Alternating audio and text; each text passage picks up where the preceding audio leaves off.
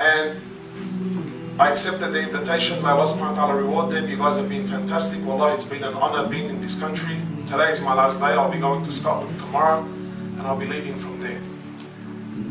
But I just want to let you know that I don't get paid to be here. I'm not making money out of this. I don't charge for this stuff. These are principles that I've been taught, and I believe that this is how our deen was always established, and this is how our deen should continue.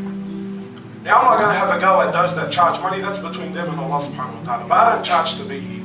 I do this for free. I've given up my time, my family, my children, my business. I've given up everything to be here for the sake of Allah subhanahu wa ta'ala. Wallahi, wallahi, only for His pleasure and for the love that I've been getting from the brothers from the UK. And the reason why I'm mentioning this is because I don't want anyone by any means to think that I jumped on an aeroplane for 30 hours to come here and insult you in any way, shape or form. I'm here purely for Allah subhanahu wa ta'ala's sake.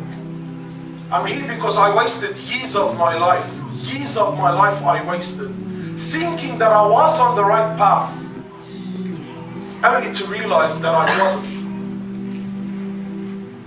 My brothers, the problem with this ummah are many. And the trials and the tribulations, you can see wherever you go, you see it. I'm not here today to lecture anyone. Wallahi, I'm here to have a serious, genuine, sincere, heart-to-heart conversation with you. You know, my brothers, I'm sure most of you by now have come to realize I like to be straight. I don't like to sugarcoat things. I don't like to put salt and pepper, and I'm not a very politically correct person. Not because I intend to be rude. No, it's just the way I am. Call a spade, and don't call it a big spoon. It's a spade.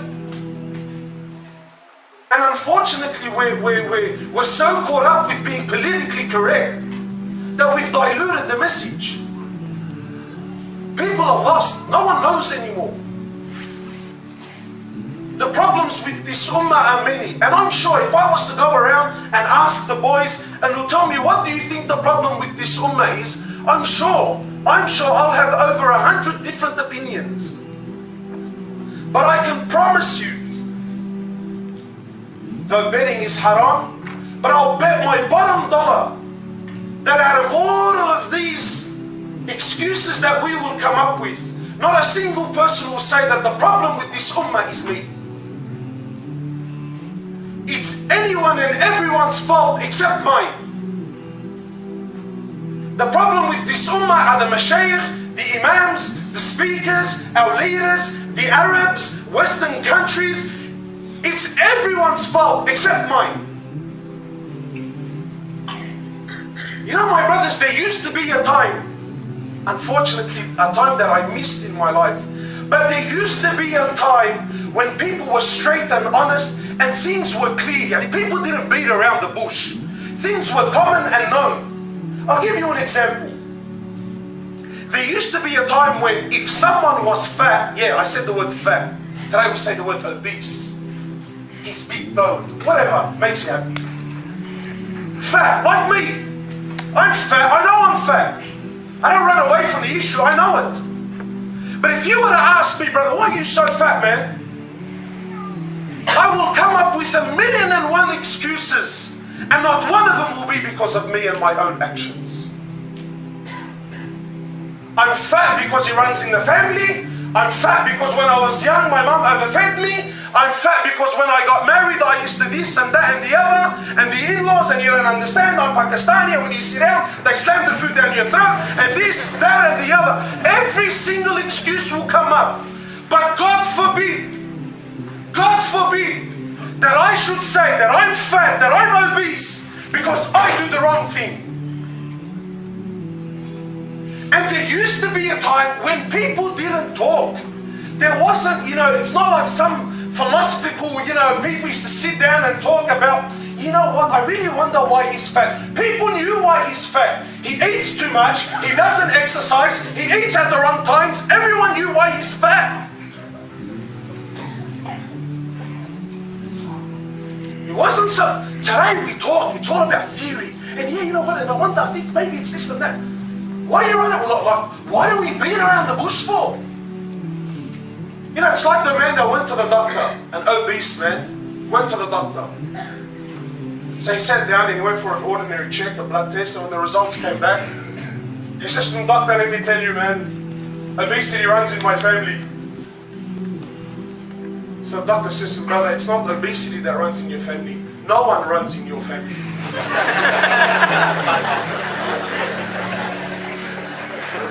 Beating around the bush. Now look, the only reason why I'm obese is because it runs in my family. No, you eat too much.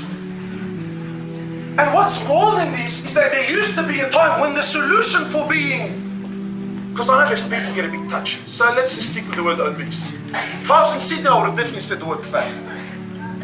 But there used to be a time where if someone was obese, the solution to lose weight was also something no one used to talk about. People didn't argue. If you want to lose weight, you eat right and you start exercising and you break a sweat, and it takes a long time. But today, no. Today I refuse to accept, because no one likes the truth. No one likes to admit the fact that it takes hard work to establish anything in your life. It takes hard work. No, we don't want to admit that. So the world is keeping itself so busy and so occupied with solutions to lose weight. There's these shakes, there's this solution, there's this diet. You know, if you go on this drug, this can help you. People are now doing operations on their stomachs. They're cutting their stomachs, they're putting rubber bands. They're coming up with a million solutions to lose weight. And yes, while they're working, they're shortcuts. But there are major, major side effects that you cannot run away from. The solution for your change is nothing more than hard work. Our deen was established on hard work. Don't think for a second that the Prophet of Allah would allow, don't think for a second that Allah subhanahu wa ta'ala will allow the companions to struggle and struggle and struggle to reach the status that they reached, and allow you and I, who are so corrupted and so far, to just enter paradise by watching a 7-minute video on Facebook. Doesn't work like that. And when you take these quick fix solutions, it's not the same. I'll give you an example. Are steroids big in this country? Because they're massive in Australia. Yes? So steroids are big. You get a pencil neck who walks into the gym, looks at these big muscle heads, and says, "You know what, I want to get big and I want to get big quick." Now there used to be a time where if you want to get big, the solution was you pick up raw iron, you put them onto the bench, and you start pumping iron, and you go there again and again and again, and it built core strength, and you got big. Today I don't want core strength. I don't want to go through the hard yards. I just want to get big and big now. Drive-through, that's what we want. We want drive-through deen. Is there a masjid that I could just quickly drive through, 5-10 minutes, I walk away, and all of a sudden I'm Abu Bakr and Umar and Uthman? That's what we want. That's what we want. We want drive-through deen. We want drive-through solutions. And when you look at a man that's on steroids, you know, and this is what kills me. You know, it's one thing to take steroids, but the brother denies it. No, I'm not on steroids. Wait. You take me for a fool. Last week he was a pencil neck. If a strong wind picked him up, you'll have to pick him off the floor down the road. The brother walks in, he's got muscles on his ears. Yeah? He's got pimples and marks all over it. All the effects, all the signs of steroids are all over him. He wants to convince me that he got big because he's eating potato salad and tuna.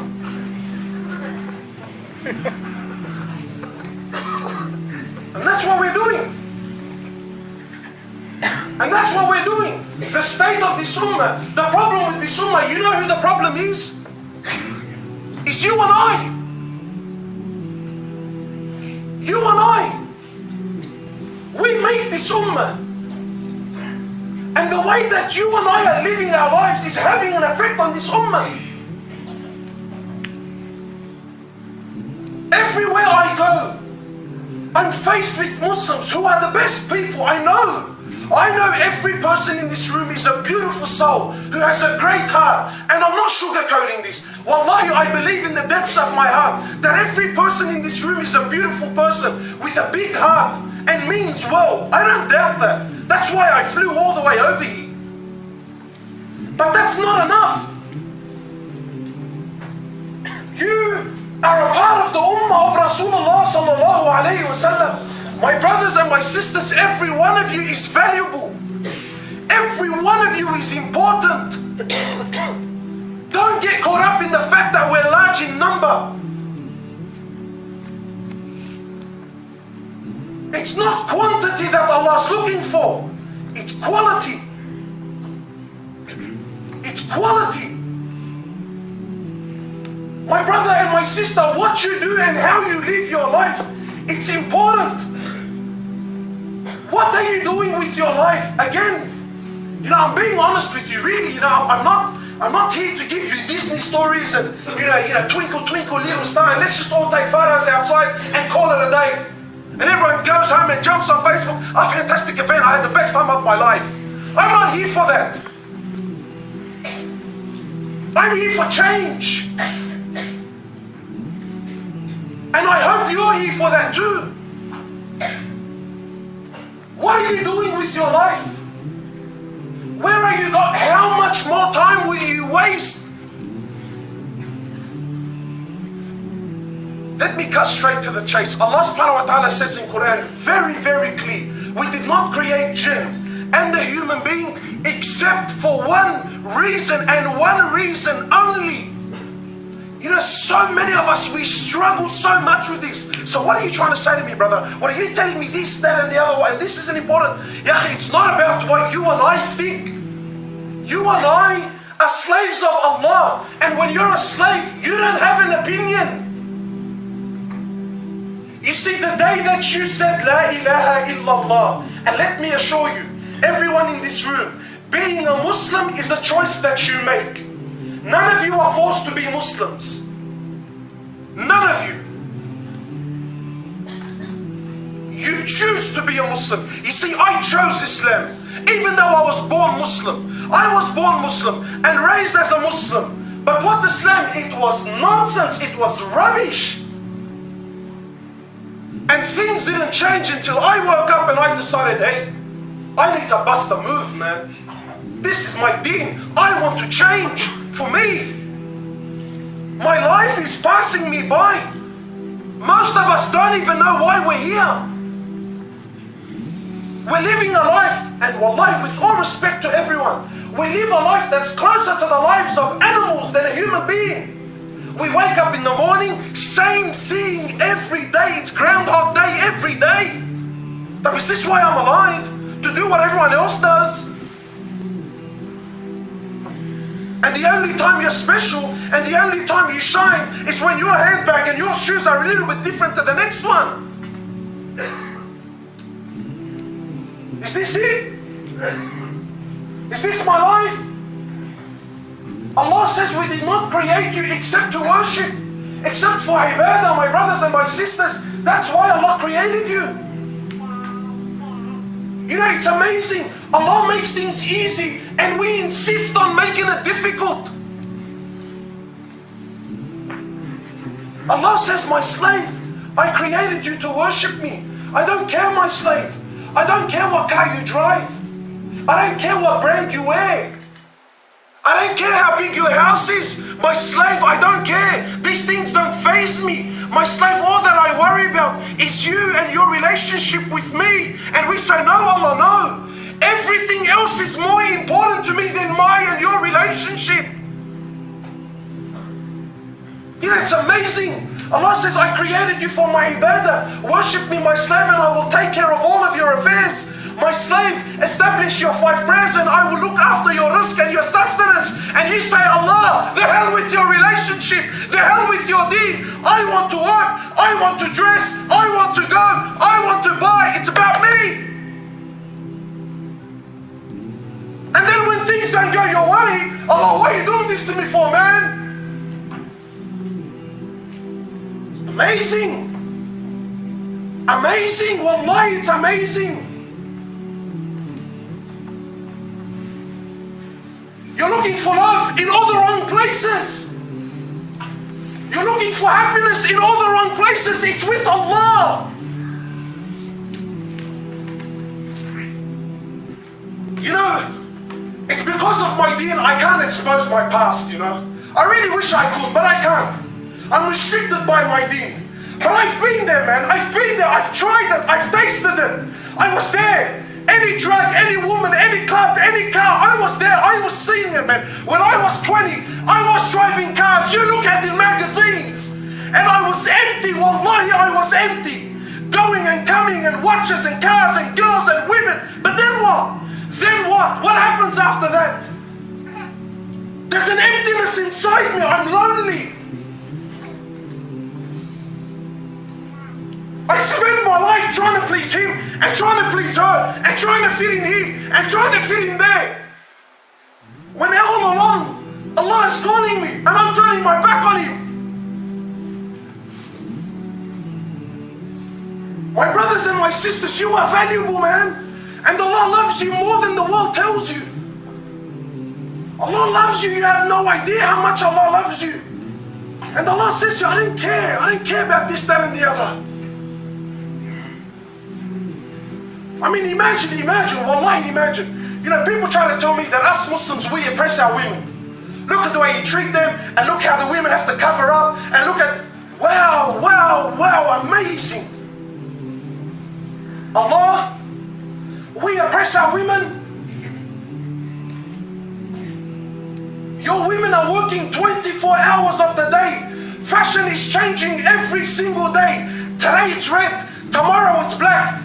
The day after it's short, the day after that it's long. Now the hair is up, then the hair is down, then it's this, then it's that. And no matter what she does, she never fits in. It's never enough. They try to tell me that we oppress our women. Living in a world, the more she is like a man, then the more honorable and the more accepted that she is. Allah says, my slave, I don't care. The more you are the way I created you, that's the way I love you the most.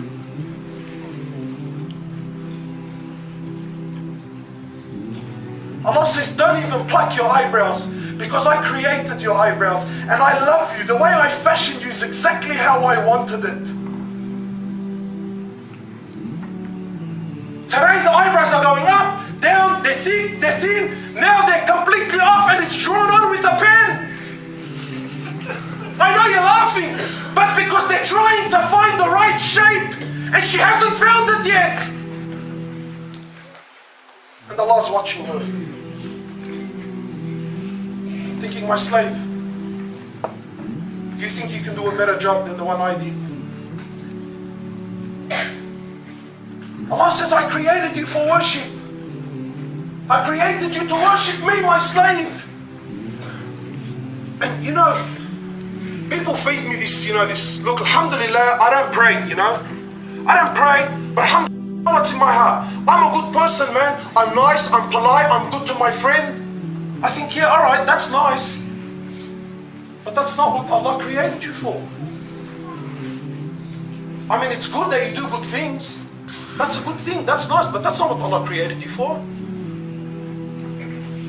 Yeah, maybe I'm not the best Muslim, but brother, let me tell you how many millions of pounds is in my bank account. Let me tell you what I've established. Let me show you the car that I drive.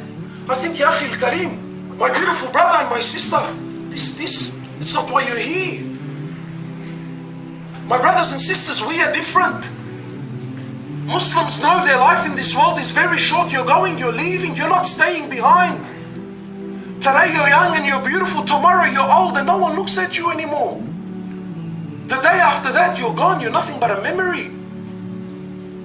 This claim of, oh brother, but you know, I'm a good guy, it doesn't cut the mustard seed. I'll give you an example. Let's say one of you has a factory and you advertise in this factory that you need a worker. You've advertised that you need a worker. You need someone in the, you know, whatever, in the warehouse. So someone comes into you, he comes into the factory, and you say to this person, whatever it is, young man, young woman, you tell them, look, let me be very clear with you. The factory is working and operating very well. My business is in tip-top condition. Don't worry about the office. Don't worry about the landscaping. Don't worry about the building. Don't worry about internal affairs. Don't worry about nothing. My business is operating like clockwork. The only reason why I'm hiring you is I need you to move the boxes from section A to section B. I mean, is the job description clear? Is there any confusion in why you're being hired? Answer me, is there any confusion? I'm making it clear. Don't get caught up in anything.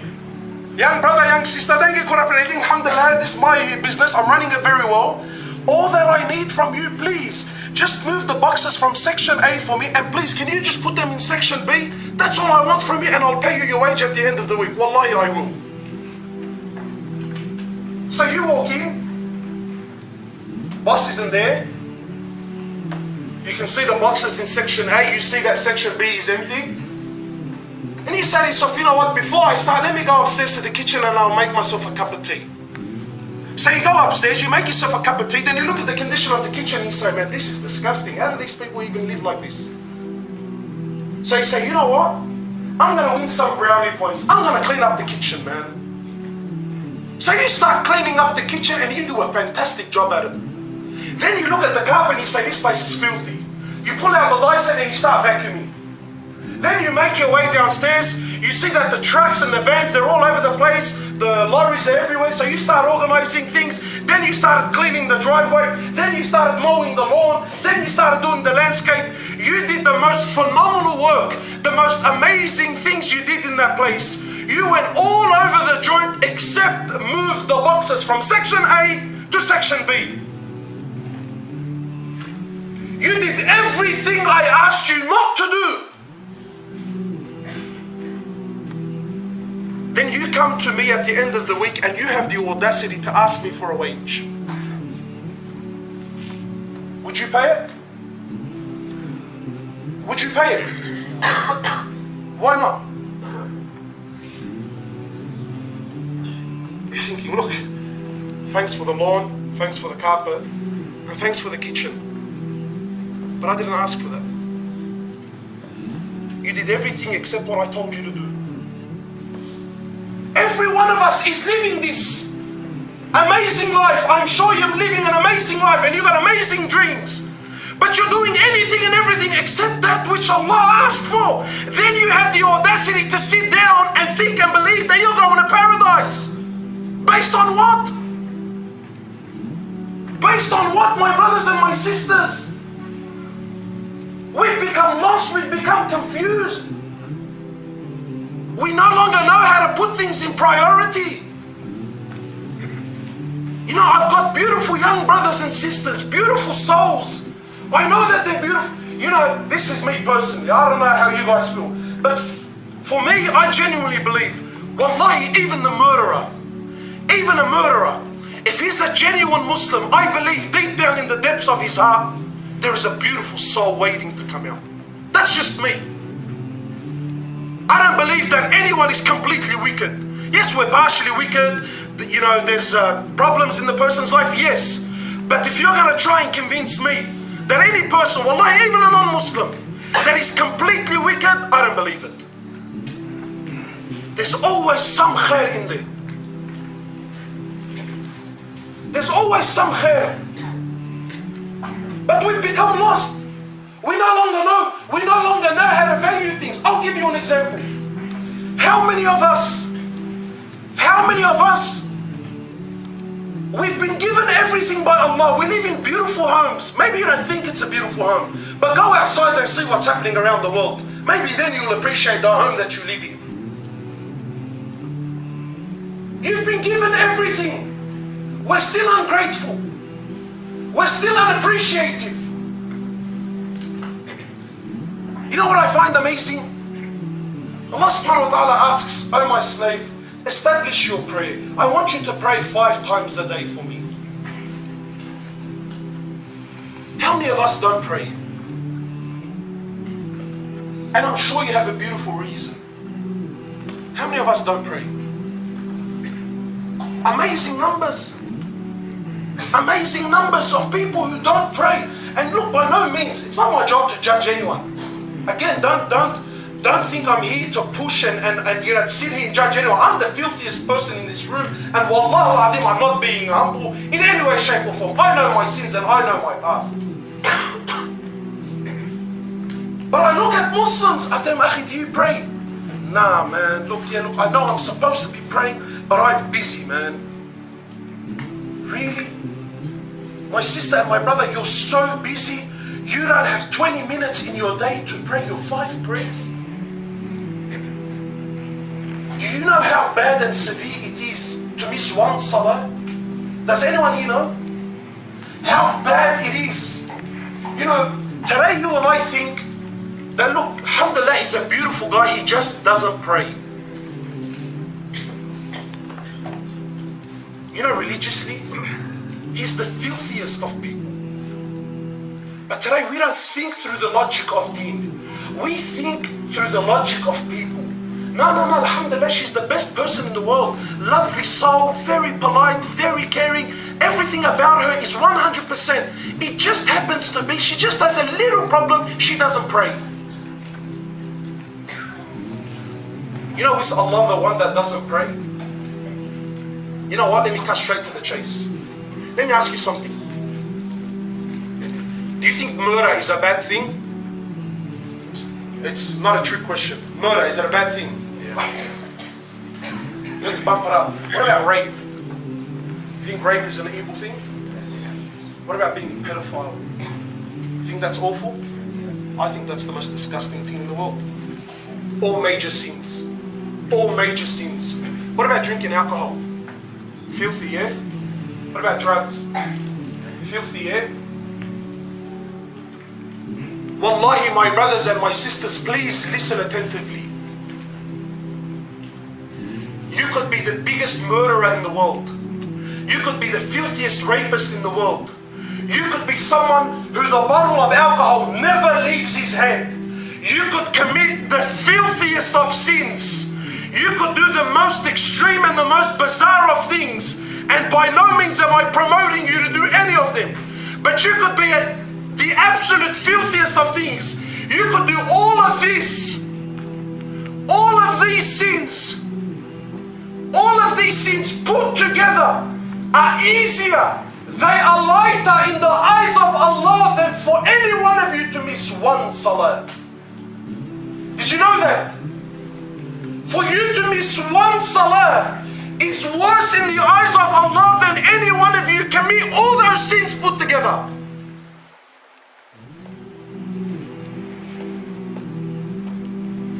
Some brothers are looking at me, man, what the crack are you on about, bro?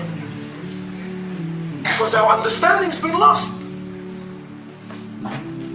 Your understanding's been lost. This is the haqq of Allah.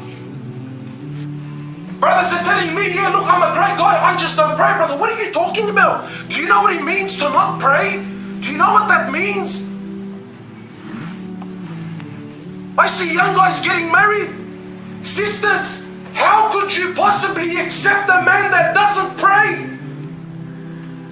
Don't come to me years later crying, telling me he's cheating on you. If this man has the audacity to turn his back on Allah, then what hope do you have? Or did you get caught up with the BMW that came into the driveway? Seriously, my brothers and my sisters, I'm speaking to you seriously. Do not pray. And I ask you why, sincerely, please tell me, why is it that you don't pray? Please, just tell me something. Did Allah ever once let you down? Has Allah ever failed you? He created you from nothing. You were nothing, you were a piece. There was a time you weren't even a piece of sperm. Then from a piece of sperm, He allowed you to enter the womb of your mother. In 3 layers of darkness, He designed you, He fashioned you, He sustained you for 9 months in the womb of your mother. Who taught you to swim in the womb of your mother? Where was your money then? Where was your business then? Where was your car then? Where was your girlfriend, my young brother? Where was your girlfriend then? My young sister, the guy that swept your heart on Facebook, where was he then when you you were swimming in the womb of your mother? Who was feeding you then? For 9 months, He never failed you once, never. Then after 9 months, Allah allowed the impossible to be possible. He allowed something like this to come out of a womb that's like this. Angels came down, wings were spread, your mother almost seen death, and you came into this world and Allah allowed it to be. With what help? With what aid? My brother, my sister, what is it that's distracting you from Allah? Where was this distraction? Where was it back then? And you came, you were little, you were helpless, you were naked. Allah allowed a blanket to cover you. He gave you a mother that breastfed you. Breast milk. With all their technology and all their money and all their science and all their know-how, they still all together, they still cannot produce a formula that is even half as good as the milk that Allah put in the breast of your mother. In summer, He made it cool. In winter, He made it warm. Where were you then? You had hands but you couldn't grab. You had legs but you couldn't walk. And He was there for you every day. He was there for you every night. He never failed you. He allowed you to walk. He allowed you to talk. He allowed you to grab things. He allowed you to learn. You knew nothing. He allowed you to learn. You started calculating. You started to differentiate between right and wrong and this and that. And now, my brother and my sister, because you can walk on your own and you can put a sandwich together and you can feed yourself all on your own, now you don't need Allah. Now you're too busy for Allah. I don't have time to pray. What do you have time for, my brother and my sister? It's amazing. How can you? Ya Allah, you gave me so much. What's he asking for? 5 prayers? Is this so hard? Is this so difficult for you? I'm not asking you to become a chef. I'm not asking you to wear a turban. I'm not asking you to do... No, I'm just asking you to pray.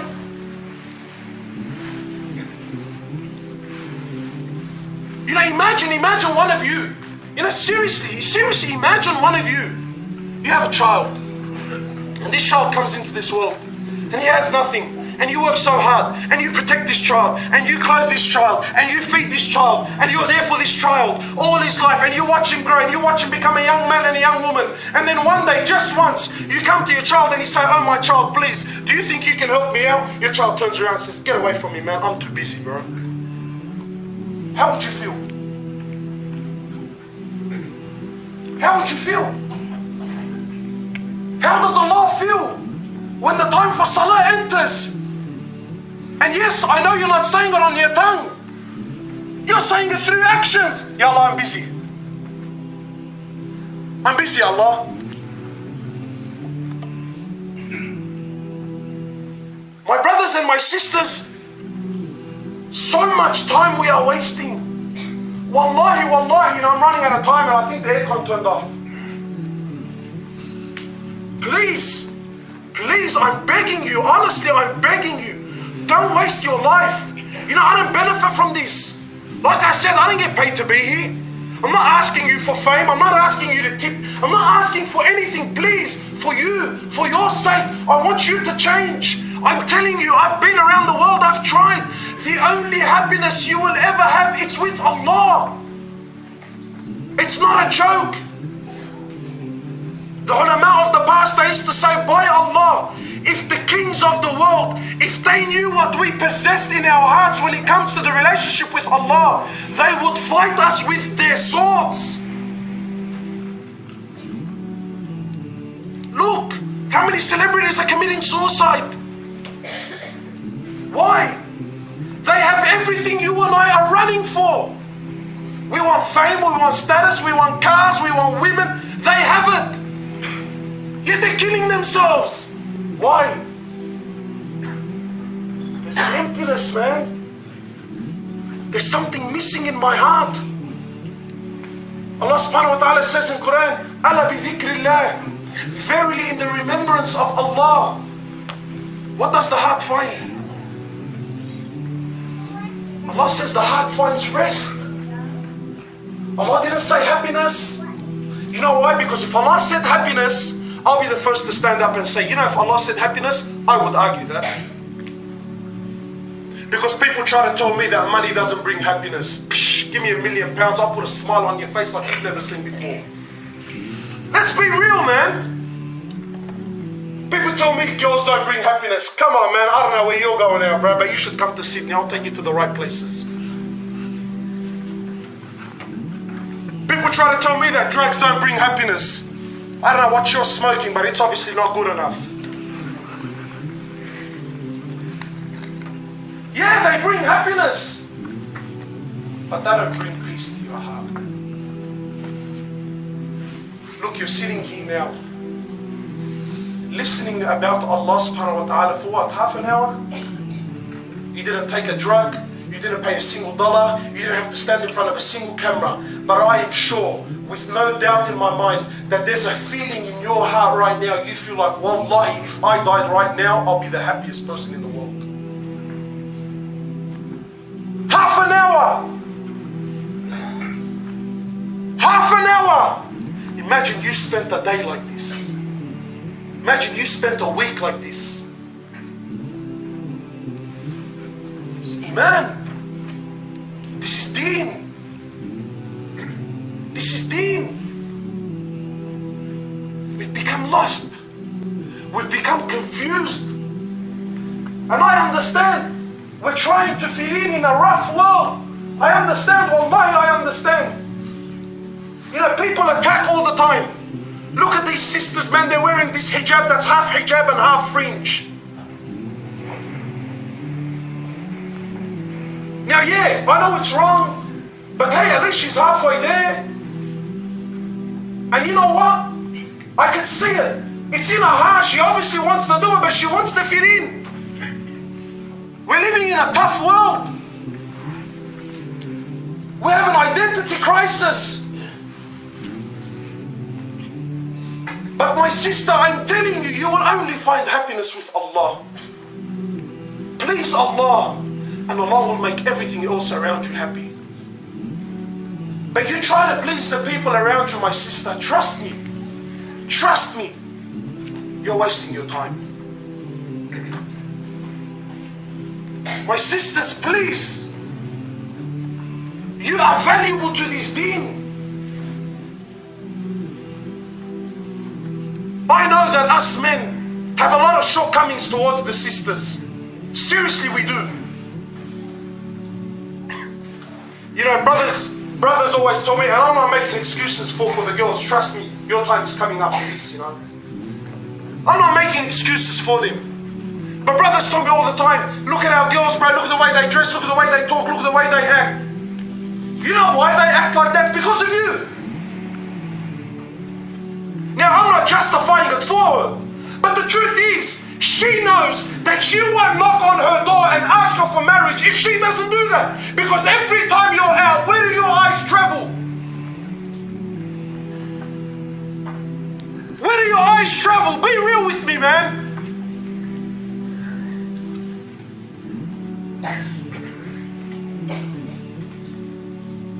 When was the last time any father, sincerely, when was the last time any father sat his daughter down and he said to her, you know what? You're the most beautiful woman in the world. No, we don't have that relationship with our daughters, do we? No, I'm a man's man. Forgive me, you're a donkey. Seriously, because that's your daughter. If you don't make her feel special, if you don't make her feel beautiful, if you don't make her feel valued, there's 100,000 people that would love to take your daughter out.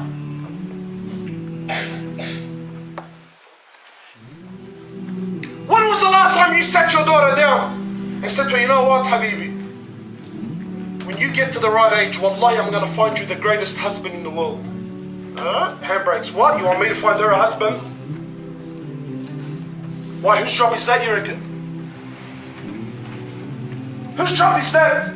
You know what's killing us? Our filthy culture. We think we live in an Islamic culture. No, we don't. Our traditions and our culture of Pakistan and Lebanon and India, it's killing us. It's un-Islamic. Women that are 30 years old and 35 sitting at home, unmarried. And her father and her husband, her father and her brothers walking around like everything's okay. We're waiting for someone to knock on the door. What do you think she is? A vase? Piece of furniture? That's a human being. She has rights. She has the right to feel loved. She has the right to be with a man. She has the right to have children. She has the right to have a family. But you're so preconditioned by your filthy culture that we don't go out and find husbands. No, we wait for them to knock on our doors. Then you come to me crying when Michael and John happen to elope with your daughter. Seriously, we've made marriage impossible. It's impossible to get married. We've made it impossible.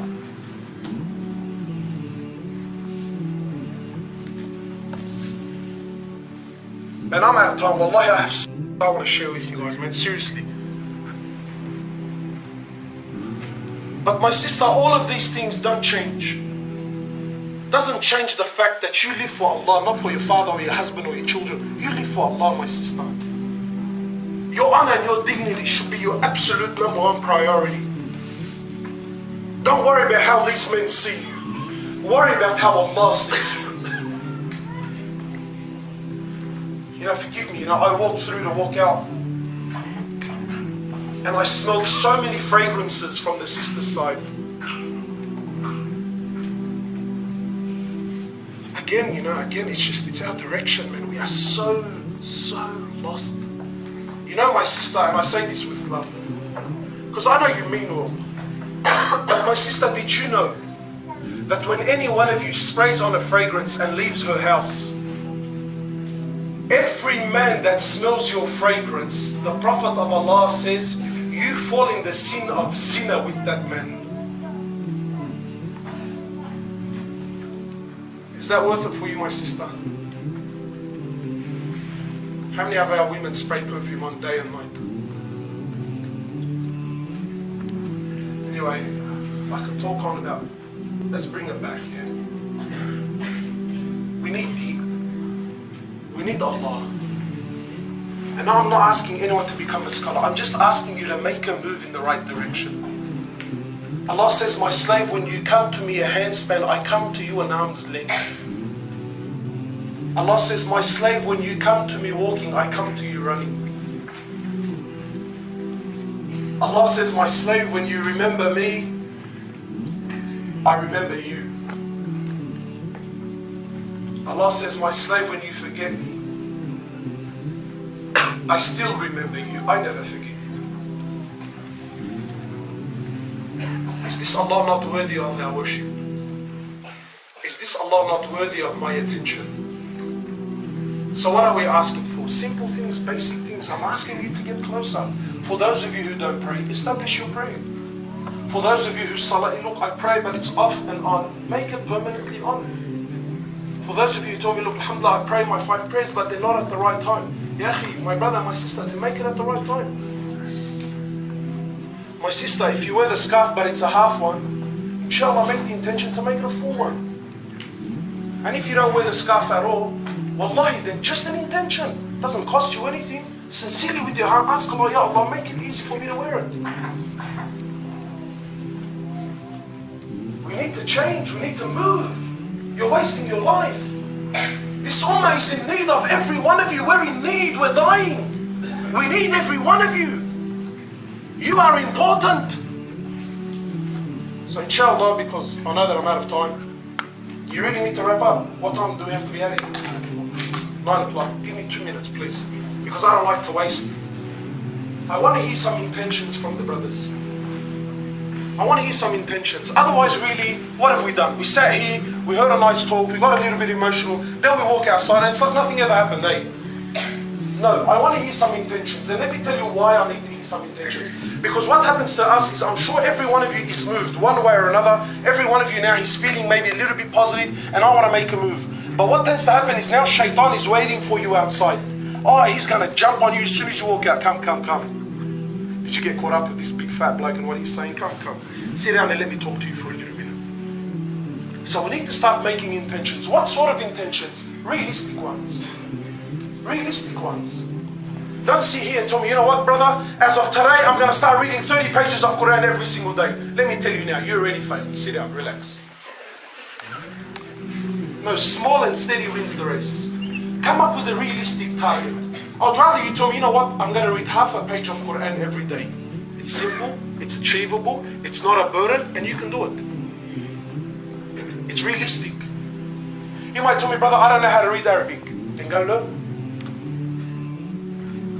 And the problem is with our intentions, we're not specific. I'll give you an example, and I always say this to the brothers. This is very important what I'm telling you. You need to make your intentions specific. You need to give it a time frame. And you also need to assign for yourself a penalty. You might be telling me, what do you mean a penalty? I'll give you an example. If I promise Allah tonight that, Ya Allah, as of this night, I'm going to start reading half a page of Quran every day. And if for whatever reason I miss, because naturally you will get busy one day, you will miss a day where you don't get to read your half a page. But now you need to apply your penalty. And your penalty needs to be a part of the promise and a part of the intention. That, Ya Allah, when the day comes that I do miss my half a page of Quran, I promise you the next day, I'm going to make up for that half a page as a full page, plus the half a page for that day. And I'm going to pay £10 or whatever, however much you think is a reasonable amount. And I'm going to pay £10 in charity. You know, when Shaitan sees you insisting and consistent on this, when the day comes that you are too busy and you can't read your half a page, trust me, Shaitan's going to pick up the mushaf, bring it to you and tell you, brother and sister, please read your half a page, because tomorrow you're going to cost me 2 pages and £10 in charity. So very, very quickly, I want someone to raise up his hand, and I don't care what your intention is. As long as it's a step forward, then wallahi, this night has been successful. Who's ready to raise up his hand and tell me what his intention is, inshallah? Who's ready? From the young men? No one. I've wasted my time. I flew for 30 hours for no reason. What's your intention? To pray in the masjid more often. You need to be specific. Find a prayer that you know you can make, and a wa'ad, a genuine promise with Allah that, Ya Allah, I will not miss this salah in the masjid. May Allah subhanahu wa ta'ala make it easy. Who else? Yes, brother. Learn to read Fajr properly. Learn to read Fajr properly. Fajr properly. Ask Allah subhanahu wa ta'ala to accept that for you. Who else, inshallah? Come on, come on.